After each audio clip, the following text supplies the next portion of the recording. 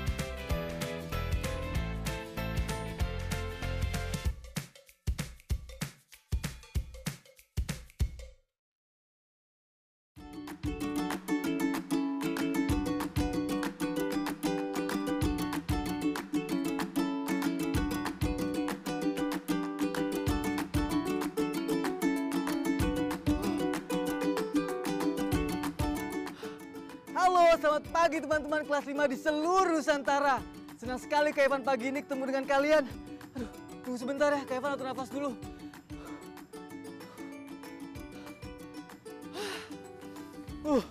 Pagi ini Kak Evan baru saja lari pagi sebanyak 10 kali keliling komplek.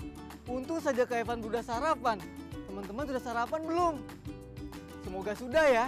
Jadi kita bisa siap untuk belajar. Tunggu sebentar ya teman-teman. Halo Bude. Iya Nji Bude. Nanti Evan kabari kalau paketnya sudah datang ya. Matur suhun. Oh Iki lagi di luar Bude. Nanti Evan telepon balik aja ya. Nje. Nuhun. Nah teman-teman, itu tadi Bude Kak Evan yang sekarang tinggal di Yogyakarta. Aslinya sih berasal dari kota Semarang. Sama seperti ayah Kak Evan. Kalau ayah kalian berasal dari suku mana? Kalau ibu kalian, apakah sama sukunya dengan ayah kalian? Kalau ibu Kak Evan berasal dari suku Sunda. Jadi Kak Evan itu sering disebut Jasun alias Jawa Sunda. Ya udah teman-teman, yuk kita mulai belajar ya. Oh ya, jangan lupa siapkan buku dan alat tulis kalian. Dan satu lagi, kita berdoa dulu yuk sebelum belajar dimulai. Berdoa dimulai. Berdoa selesai. Ayo. Ayo membaca.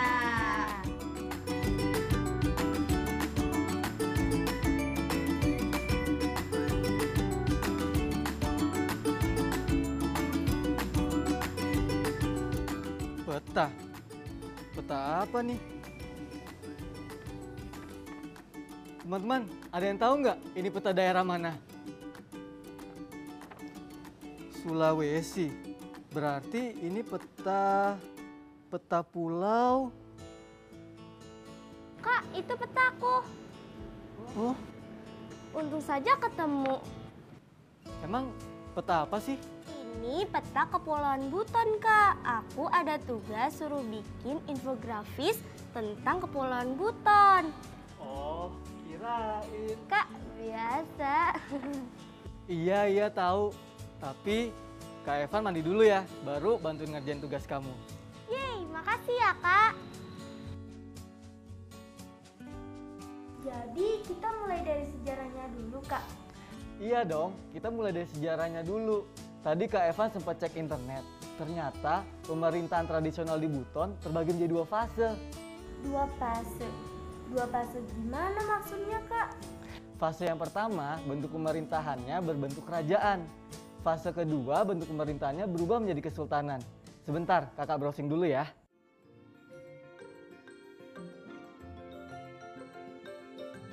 Nah, dapat. Ini bisa kamu jadikan bahan infografis kamu. Coba kamu baca. Sejarah pemerintahan tradisional Kepulauan Buton. Fase pertama pemerintahan Buton, bentuk pemerintahannya adalah kerajaan yang didirikan di abad ke-13. Pendirinya adalah 4 orang dari Melayu. Ratu pertamanya adalah Wakakak dan dipengaruhi oleh kepercayaan Hindu, Majapahit, dan budaya Melayu. Aku teruskan baca ya. Bahasa yang digunakan pada fase pemerintahan kerajaan ini adalah bahasa Walio dan Kuli Susu. Aksara yang digunakan aksara Jawi. Tradisi atau ritualnya salah satunya ada dole-dole, yaitu tradisi imunisasi bayi, dan pasuo, yaitu tradisi pingit untuk para gadis yang hendak menikah. Tari tradisionalnya ada tarian badenda, yaitu tarian tentang rasa syukur para nelayan pada ilahi. Tarian ini dipengaruhi oleh budaya Melayu. Ada juga tari Bonmayu, yaitu tarian tentang patriotisme. Ada lagi nih, Kak, katanya unsur agama dan budaya di masa pemerintahan kerajaan ini berasimilasi dan saling mempengaruhi kehidupan masyarakat Buton sampai sekarang. Sebentar. Nah, ini ada penjelasan arsitektur rumah di Buton. Coba Kak Evan lihat. Konsep arsitektur di Buton adalah konsep rumah panggung yang terbuat dari kayu dan berlantai 4. Maknanya, setiap bagian rumah menggambarkan ketakwaan pada Tuhan, kesopanan dan status sosial. Arsitektur ini dipengaruhi oleh arsitektur Melayu. Oke, semua bahan ini kita simpan dulu ya, buat bahan infografis kita nanti. Sekarang, kita cari informasi tentang fase pemerintahan kedua yuk. Nah, dapat fase pemerintahan kesultanan di Buton. Tolong bacain dong, Kak. Oke, kita lanjutkan ya. Bentuk pemerintahan kesultanan ini didirikan pada abad ke-16. Raja pertamanya bernama Laki Laponti yang bergelar Sultan Murhum Kaimuddin Khalifatul Khamis. Masa pemerintahan ini dipengaruhi Islam dan budaya Arab. Bahasa yang digunakan ketika itu adalah bahasa Walio dan Cia-Cia yang mirip dengan bahasa Korea. Sedangkan aksara yang digunakan adalah Buri Walio atau Arab Gundul, serta bahasa Cia-Cia yang awalnya ditulis dalam aksara Arab, tapi belakangan dipelajari menggunakan aksara Hangul atau aksara Korea. Kamu ngapain? Mencatat rancangan infografisku biar aku tahu informasi mana yang akan masuk. Wah, ternyata kamu pintar juga ya. Nah teman-teman, setelah penjelasan Kak Evan tadi, coba jawab pertanyaan ini ya. Tulis langsung jawabannya di buku kalian masing-masing. Pertama, apa informasi penting yang dapat kamu pahami dari penjelasan tadi?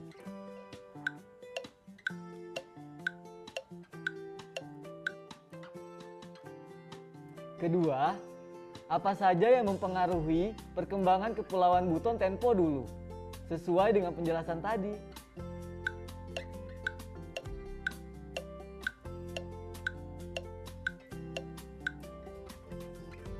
Kemudian, apa konsep dan makna seni arsitektur yang ada di Buton?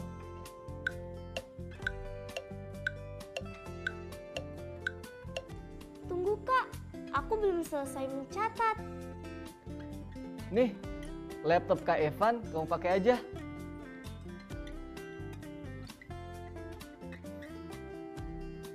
Nah teman-teman, informasi tentang Buton tadi membuat kita tahu bahwa ada agama dan budaya tertentu yang mempengaruhi kehidupan masyarakat.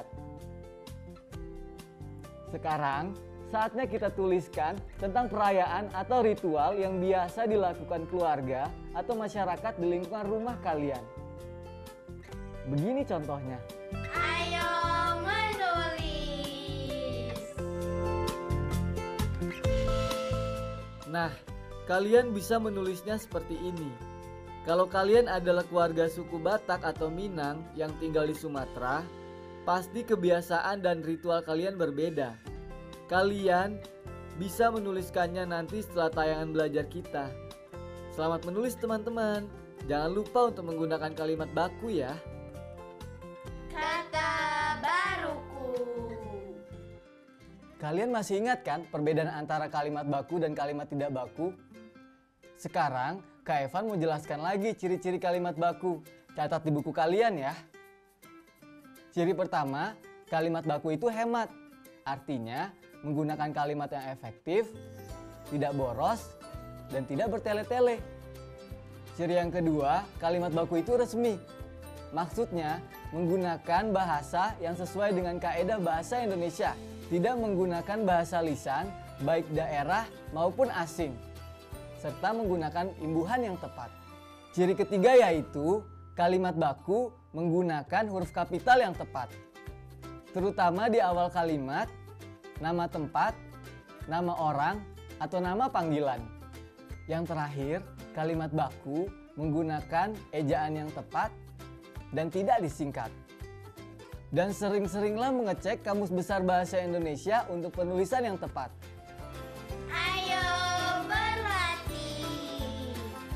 Teman-teman, Kak Evan sudah selesai membuat 5 kalimat tidak baku.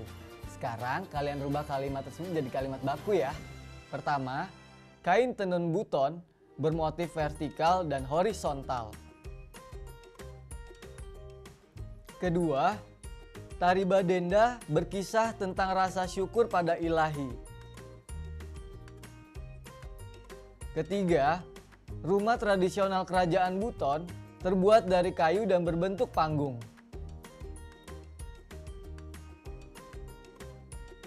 Keempat, ciri-ciri fisik orang Melayu berkulit coklat, berambut ikal, dan berbahasa Melayu. Kelima, hidangan mie saat ulang tahun bermakna panjang umur menurut kepercayaan Tionghoa. Kita cek jawabannya sama-sama yuk. Berikut ini kalimat baku yang benar. Kain tenun buton bermotif vertikal dan horizontal. Tari badenda berkisah tentang rasa syukur pada ilahi. Rumah tradisional kerajaan Buton terbuat dari kayu berbentuk panggung. Ciri-ciri fisik orang Melayu berkulit coklat, berambut ikal, dan berbahasa Melayu. Hidangan mie saat ulang tahun bermakna panjang umur menurut kepercayaan Tionghoa.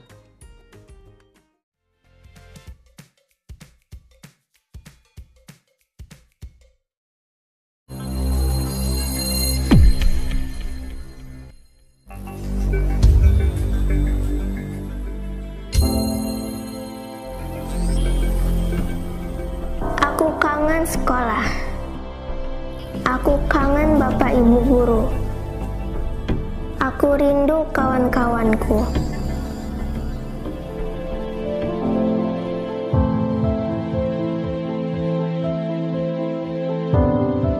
Jaga kesehatan ya teman-teman, biar kita bisa cepat bersekolah lagi.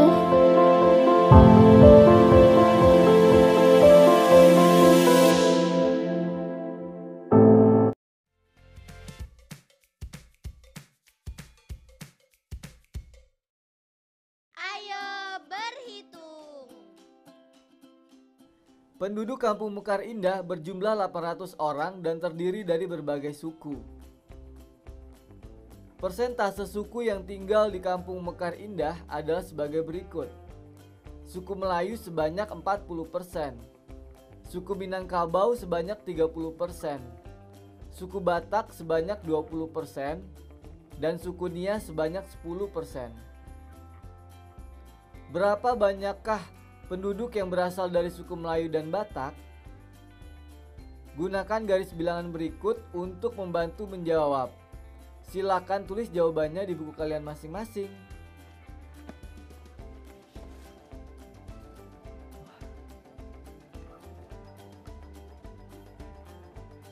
Teman-teman, paket dari Pak D dan Bude Evan sudah datang nih. Hore, buatku ada Kak. Ada kok, pos batik buat kamu. Makasih ya Kak. Iya, tapi kamu bilang juga ya ke Pak D dan Bude terima kasih. Iya Kak, seneng ya kalau kita punya Bude sama Pade yang pengrajin batik. Jadi kita sering dikirimin hadiah. Oh ya, tadi Pak D sama Bude juga bilang ke kakak kalau mereka mau bikin toko baru. Oh gitu Kak. Jadi kita kapan-kapan main ke toko Bude ya Kak, kalau kita ke Jogja. Iya boleh, tapi kita harus bilang dulu ke mereka ya. Ayo mencoba. Bu D dan Pak D Santoso ingin membuat tempat produksi batik yang sekaligus ada tokonya. Berikut denah tempat produksi batik pada Santoso. Pada denah ini, coba lengkapi ukuran panjang dan lebar bangunan. Tuliskan hasilnya di buku kalian ya. Sekarang, kita cek jawaban kita sama-sama ya. Pertama-tama, panjangnya adalah 3 cm ditambah 3 cm ditambah 4 cm sama dengan 10 cm. Lalu lebarnya adalah 4 cm ditambah 3 cm sama dengan 7 cm. Diketahui, skala yang digunakan pada gambar adalah 1:100. Artinya, 1 cm pada gambar mewakili 100 cm ukuran sebenarnya. Coba hitung panjang dan lebar sebenarnya ruang jemur. Ini Kak Evan perlihatkan lagi denahnya ya. Dari denah bisa kita lihat panjang ruang jemur adalah 4 cm dan lebar ruang jemur adalah 3 cm. Kemudian karena skalanya adalah 1:100 cm, yang artinya 1 cm pada gambar mewakili 100 cm ukuran sebenarnya. Maka kita dapat membuat tabel seperti ini. Perhatikan tabel ini. 1 cm pada gambar berarti 100 cm ukuran sebenarnya. 2 cm pada gambar berarti 200 cm ukuran sebenarnya. 3 cm pada gambar berarti 300 cm ukuran sebenarnya. Nah, 4 cm pada gambar berarti... Nah, mudah kan? Sekarang coba hitung berapa panjang dan lebar ruang jemur sebenarnya. Kita jawab sama-sama ya. Panjang ruang jemur pada denah sama dengan 4 cm. Berarti panjang ruang jemur sebenarnya sama dengan 400 cm. Lebar ruang jemur pada denah sama dengan 3 cm. Berarti lebar ruang jemur sebenarnya sama dengan 300 cm. Sekarang coba hitung berapa luas seluruh bangunan atau bangunan utama. Ingat, tadi kita sudah mengetahui panjang dan lebar bangunan pada denah, yaitu panjang 10 cm dan lebar 7 cm. Kita cek jawabannya sama-sama ya. Kita ketahui bahwa skalanya adalah 1:100 cm. Lalu kita juga tahu bahwa panjang bangunan utama pada denah 10 cm, yang berarti panjang bangunan utama sebenarnya adalah 1000 cm. Kemudian lebar bangunan utama pada denah adalah 7 cm, yang berarti lebar bangunan utamanya adalah 700 cm. Sekarang kita hitung luasnya. Bangunan tersebut berbentuk persegi panjang, maka cara mencari luas bangunan tersebut adalah panjang kali lebar, sama dengan 1000 cm dikali 700 cm. Kita ubah menjadi satuan meter agar menghitungnya lebih mudah.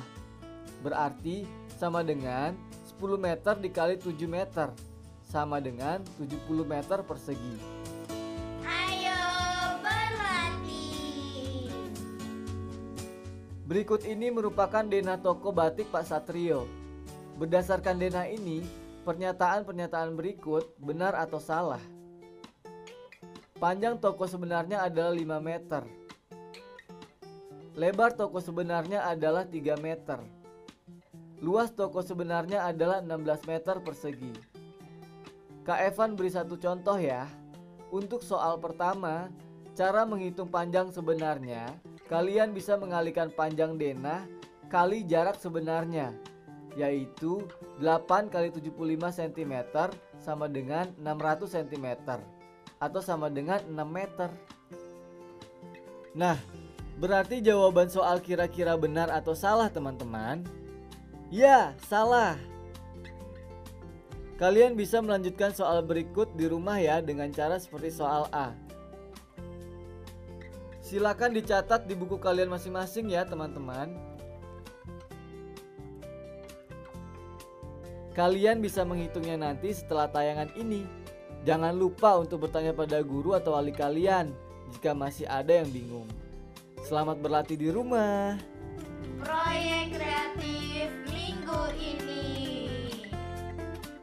Oke, kita selesaikan proyek profil budaya kita yuk. Aku tahu pasti Kak Evan bakal ngomong kayak gitu, makanya aku udah bikin nih Kak. Kamu bikin apa? Aku udah catat hal-hal penting yang akan dicatat pada infografis profil budaya kita. Nih, coba Kak Evan lihat. Wah, hebat kamu ya. Teman-teman, kalian juga bisa membuat hal yang sama seperti Keira. Ini contohnya. Kalian buat daftar informasi penting apa saja yang perlu masuk di infografis profil budaya yang sudah kalian pilih. Misalnya, kalian akan memasukkan informasi tentang sejarah pakaian adatnya. Maka, kalian masukkan juga gambar pakaian adatnya sebagai informasi tambahan. Atau, kalian ingin memasukkan informasi tentang sejarah rumah adat. Jadi, kalian juga bisa memasukkan gambar rumah adat sebagai pendukung. Begitu seterusnya, kalian bisa menentukan sendiri informasi apa yang ingin kalian catat. Ini udah selesai. Belum Kak, kira-kira kita tambahin informasi apa lagi ya Kak? Tari-tarian, Udah. makanan khas, Nah, itu yang belum. pinter banget emang ya adik Kak Evan. Siapa dulu dong? Kakaknya. Kamu jangan cemberut dong, selesaikan dulu tugasnya. Setelah itu kita refleksi bareng teman-teman, oke? Refleksi. Teman-teman, hari ini kita sudah belajar apa, Kate?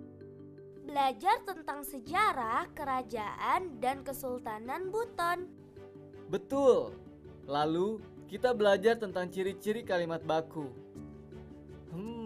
Terus belajar apa lagi ya? Oh iya, kita belajar bagaimana menghitung ukuran ruang atau bangunan sebenarnya.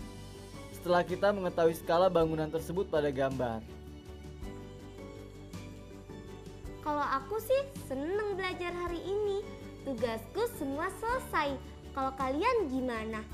Seneng juga atau masih Bingung? Atau malah sedih? Kalau teman-teman bingung dan sedih nggak apa-apa. Kita masih bisa berlatih lagi. tetap semangat ya teman-teman. Sampai jumpa besok. Dah.